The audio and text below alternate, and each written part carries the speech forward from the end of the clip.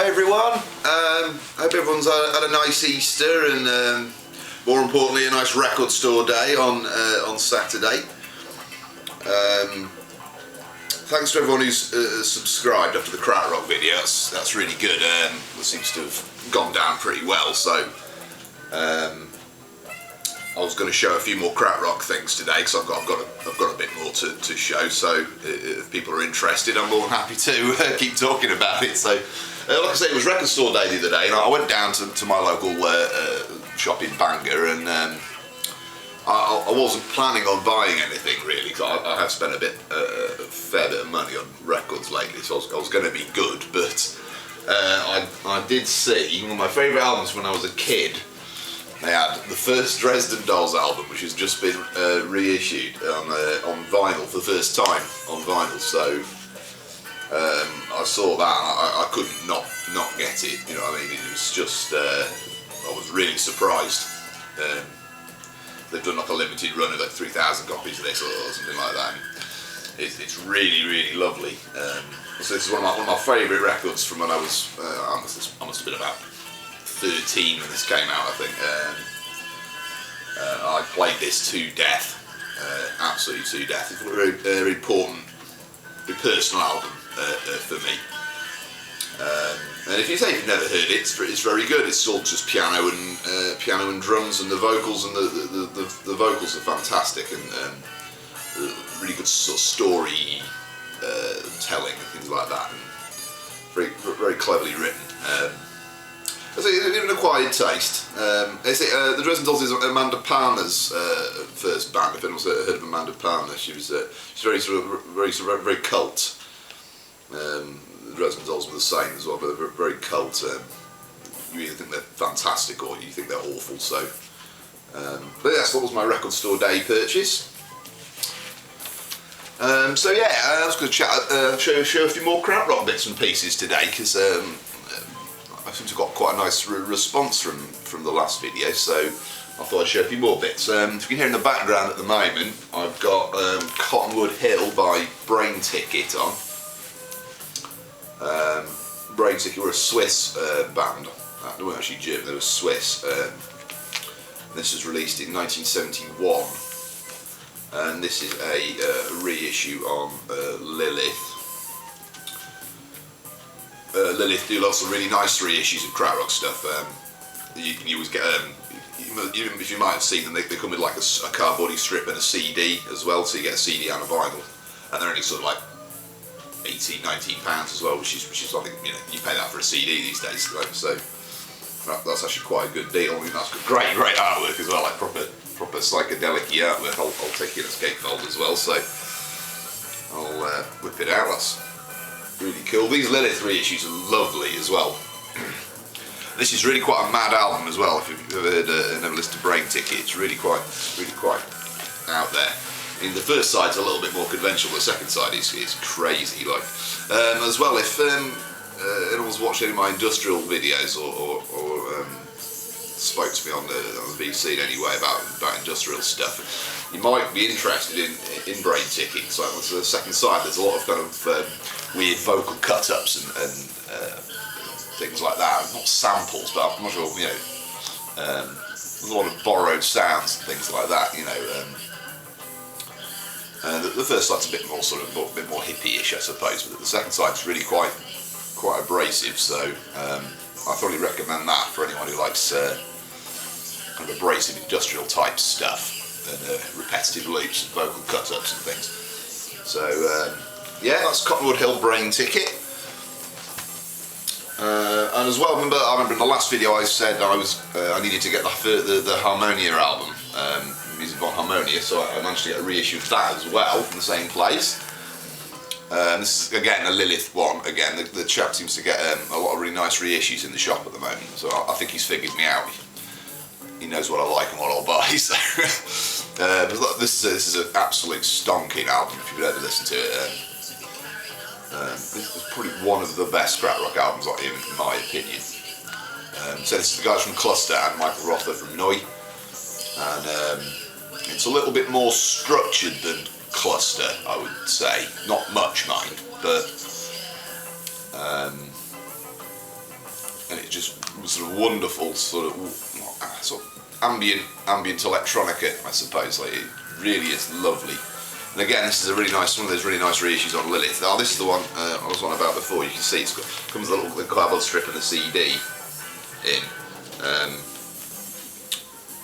They're always the proper gatefolds like they were released as well. And it was look really good.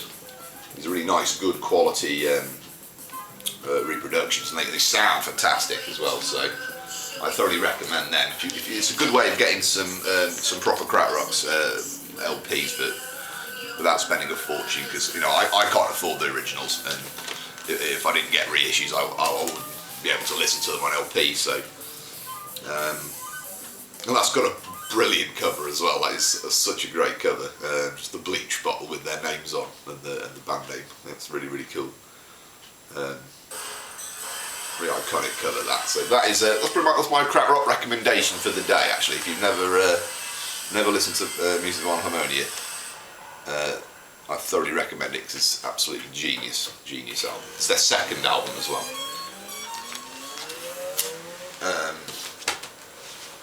Oh, this is a really good one. I've got a Kowley Stockhausen box set. Now, if you know anything about German music or the history of electronic music in any way, shape or form, you'll have heard of Stockhausen. He's probably the most influential electronic musician of all time. I would say there's no proper electronic music before Stockhausen. And this is a French box set of two of his more well-known works, Microphone 1 and 2 and Possession. This is a French release on CBS. I got this in a charity shop a few weeks ago for pounds, and this is really, really rare. This goes for sort of 60-70 quid. This was a real find. I mean, it's got a very slight amount of damage, and you can see here it does have a little damage to the cover there. But apart from that, it's in pretty good nick actually, and I was really, really surprised when I got it home and it had everything inside it. It's got all the inserts and everything, and I was expecting the vinyls to be a bit knackered up, and they didn't look great when I first looked at them, but it turns out they were just very, very dusty, and I did the old wood glue on them, and they've come up like new. I mean, I don't think this has been played, if I'm honest. They were just very, very dusty. And this is a type of recording as well where you can really hear crackle, because it's got a lot of space and a lot of empty space on this stuff, and it just sounds perfect. I was really, really, really pleased with that. So I think that's one of the best things I've found in a long time. I was ever so pleased. So this is very rare. This is like one of 14 or 15 known copies on Discogs at the moment, or something like that. So yeah, no, I was over the moon with that. I mean, if you're interested in listening to some Stockhausen, there was definitely two of the albums I would recommend: Microphone 1 and 2 and Possession. And the other one I'd recommend is Contact as well. That's probably his most electronic-y, raw electronic-y piece. As well, like again, if you're interested in industrial music as well, like Stockhausen is a very good thing to listen to. It's very, very abrupt, very clanky sounding. It's a very early simple tone generator. Oscillator based stuff, so I was really, really pleased with that. So that's a great one. Stockhausen, he was very important on the Krautrock, later Krautrock bands. They were all very heavily influenced by him, like Can and Kraftwerk, very big Stockhausen influence on both of them. So yeah, everyone go out and listen to some Stockhausen. And I got another reissue I had was the first Faust album. I'm not massively keen on Faust, if I'm honest.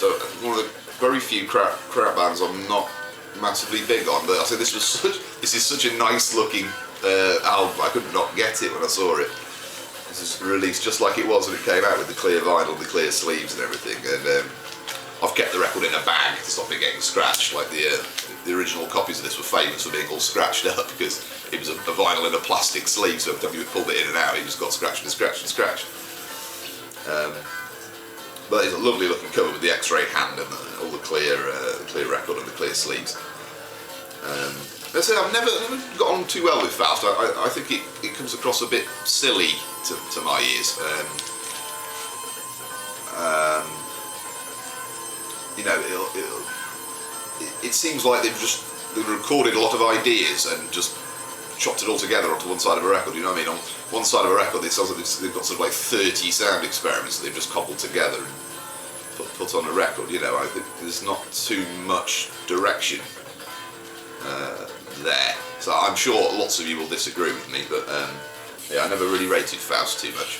Let's say it's still a lovely object to have, and a nice addition to any Krautrock collection. In my last video I was talking about Wolfgang Reichmann. I had that Wolfgang Reichmann album I was showing, and I said he was in the German band Streetmark. Really strange, about a week later I went to the junk store in town and I found the first Streetmark album in a box of stuff that had just come in. And it took me a week or so to get my man to actually sell it to me because he was pretty keen on keeping it himself, but I managed to prize it out of his hands for a reasonable price. And this is okay, this isn't amazing. Reichmann wasn't actually on this album, this was their first album, he wasn't actually in Streetmark at this point. This was 1975 on Sky Records. It's the first pressing of it on Sky Records, and Sky released a lot of German stuff. It's a German label, they released a lot of good German stuff, and reissued lots of they reissued some Cluster and things like that. But they had a few good reissues on Sky as well. So this is the third album they released on Sky Records, and it's not great, if I'm honest. It's okay. The second side's very interesting. The first side's just a bit rubbish, if I'm honest. It's got a cover of Eleanor Rigby on as well, which is really bad. You know, it does have a good pedigree though. I mean, it's produced by Connie Plank and engineered by Connie Plank, so he was a major figure in all the Krautrock bands. He's probably the only thing that ties all the Krautrock stuff together, really. It was all quite separate. It has a great cover as well. You think that's a really nice album cover. I'll show you the back as well. There's Streetmark there. And they actually sang in English as well. I don't know. It's not necessarily my cup of tea. This, I think. I'm not enjoying it too much. But I'd say it's still quite a rare find. There's not any of these for sale in the UK at the moment. So. I was quite lucky to come across that, really. Plus, you know, it's a nice bit of history as well. It goes with the Reichmann album and on the Sky collection. I've got a few good bits on Sky Records. So that's Streetmark, Nordland, 1975. And the last one I'll show you is I got another reissue of another Popol Vuh album. This is the first Popol Vuh album, and on Wow Wow again. They did the really good, the first 5 Popol Vuh albums reissued on Wow Wow. And I showed the one last time I had the Pharaoh's Garden, the second album. This is their first album, Affensund, 1970, originally released. And I absolutely love Popol Vuh. I think they're one of my favourite bands at the moment. Definitely, I play Popol Vuh a lot at the moment.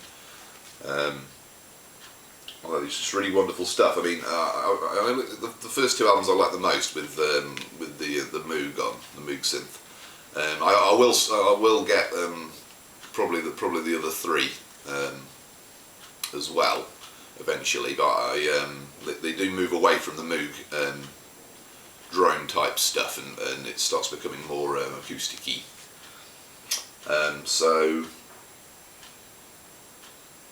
Yeah, this is a good one. I'd recommend this one thoroughly. This is very good. It's quite sleepy. It's sort of kind of early Tangerine Dreamy type. You know, if you like Alpha Centauri or or Zeit or anything like that by Tangerine Dream, you would enjoy, definitely enjoy early Popol Vuh. This one in particular. I think I still prefer the one after this. I think Pharaohs is a better album, but this is still very good, and I love how they look as well. Like the cover and the back is fantastic. Like this came with a really nice poster as well. There's a really nice poster in this of Florian Frecker playing the Moog in a big church. Big black and white poster in it, which I've put on on my wall behind on the wall over there. So I'm really enjoying that at the moment. So there we are. That's some more Krautrock bits and pieces and record store update. Yeah, thanks for everyone who's subscribed and still watching. And I might pop up another video today, possibly as well. I want to do another industrial video, and I will be doing at some point a very long series of videos about Mute Records. There's a few bits and pieces I'm waiting to get before I start making those videos. So yeah, let me know what you think. Thank you very much. Bye.